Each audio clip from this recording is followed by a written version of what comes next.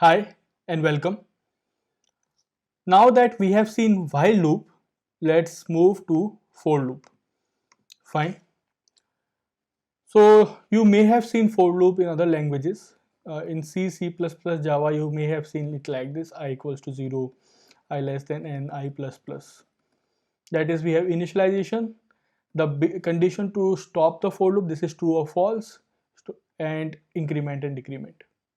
Fine, this is I plus equals to 1. So Python has a different syntax for loops. It's a loop, just like while it's a loop, it also does iteration. But now we know definitely this is a definite iteration. We know that I will begin with 0 and I will end at n.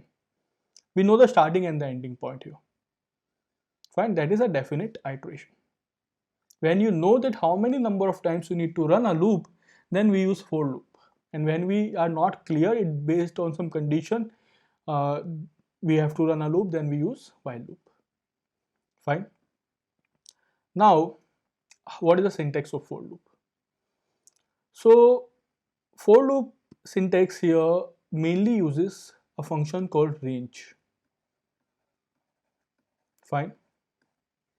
Range function.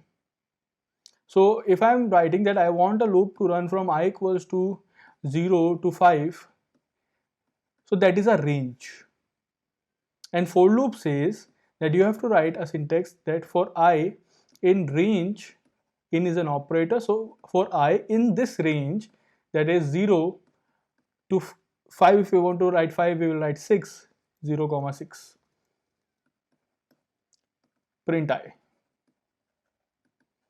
So now it will print 0, 1, 2, 3, 4, 5. Understand this. So this range function, how this range function works, that from L to R, if I'm writing, it starts with L and it goes till R minus 1. Fine. So it is L exact, inclusive of L and exclusive of R. Understand this point. That is a range function.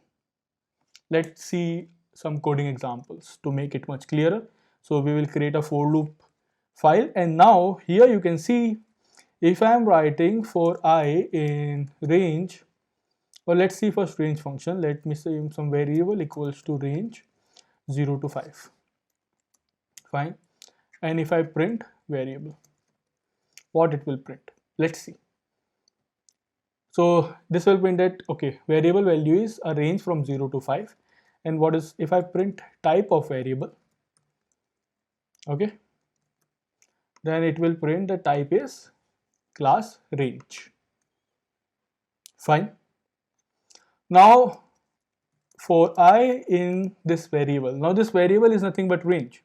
If I print I, now it will print 0, 1, 2, 3, 4, exclusive of 5, inclusive of 0.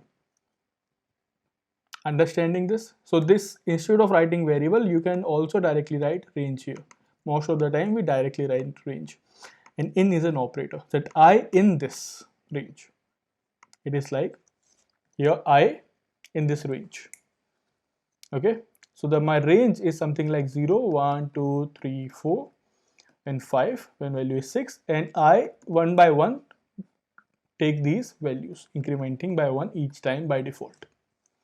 It increments by 1 each time by default. Fine. So unless you are using break to break this loop, the loop will run from 0 to 5. Unless you are using break to break it, it will run from 0 to 5, incrementing by 1 each time by default. Fine. Similarly, now it's not that you may need to increment by 2, we may need to increment by 3. So therefore, in the range function, we have one more thing, that you can have a starting point, you can have an end point, and also you can specify your step. A step is there. So if you write 2, then the I will be increment, the loop variable, it may be anything, it may not be I, it may be anything. Okay, this is just a variable. So for the loop variable, it will increment by 2. If I write 3, it will increment by 3. If I write 4, it will increment by 4. Let's take the example. So now from 0 to let's say 15, I want it to increment by 2 each time. And now if I run it, you will see we have 0, 2, 4, 6, 8, 10, 12, 14, incrementing by 2 each time. If I write 5, it will be incremented by 5 each time. What if we require it in a reverse manner, that I want to print 10, 9, 8, 7, 6, so on, or I want to print 10, 8, 6, 4, and so on in reverse manner? That is also definitely possible. What you have to do is you have to write something like this, that for I from starting with let's say 20 and comes to 0, and specify -1 as the step.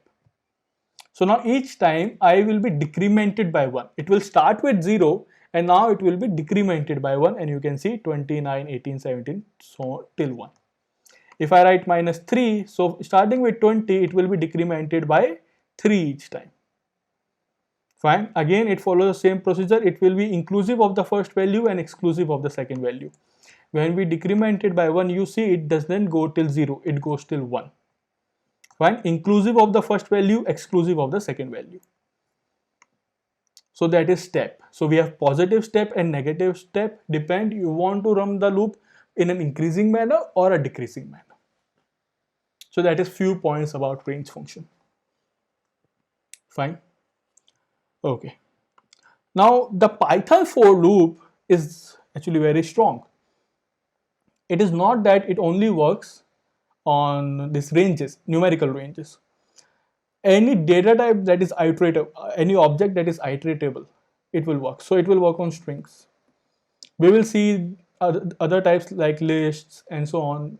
It will work on those also. So for string, let's say my string is PrepBytes. Okay, so I can run a loop on this string, accessing the characters of this string one by one. This is possible. You will see this in string weeks, but I am just giving you an example right now. So if I comment this out, let's say my string is PrepBytes. Okay, so for let's say character in my string, I can directly write this. For character in my string, print character, so it will print all the characters in my string one by one. You can see here, it will print all the characters of my string one by one. We will see how loop works in list in the list topic, but here this is just an example. So character in my string, one by one it will print all the characters. You can also access this just like a loop, normal loop using range. So for I in range, now range always requires what you say a numerical range. Fine, it always requires a numerical range. So I cannot write simply st here. It is a string, it is not a numerical range. Okay, so range always require a numerical values, that is a starting and the ending point, numerical values. So in range function, we give the start point, we give the end point, we may or may not give step. Similarly, we may or may not give the starting point. Means if you do not give a starting point, you just give an ending point, it will start with 0 by default. And again, in range function, if you just give the ending point, you do not give a starting point, it will just start with 0. Fine. So if in my string, what I can do is I want to run this from 0 to length of the string. So what I can do in the range function, I can simply use the length function here and I can get the length of my string. So 0, 1, 2, 3, 4, 5, 6, 7, 8. Length of the string is 9. So this range is nothing but from 0 to 9. And if I write 9 inside the range, we know it will go till 8. Again, the same point, inclusive of the first value, exclusive of the second value. So now what I can write here is length of st. Fine, and I can print the character presented. Fine, but here it is for now. Fine, here the same output we get. You can write 0 also here, you will get the same output. If you write 3 to length of the string, then we begin with the index 3 and we go till index 3 and we go till the end.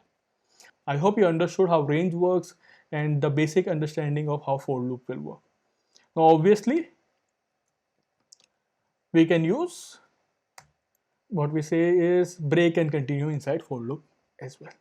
Okay, so for I in range 20, if I is greater than 10, break, else print I. Fine, with print I with a space. Okay, and now here we can print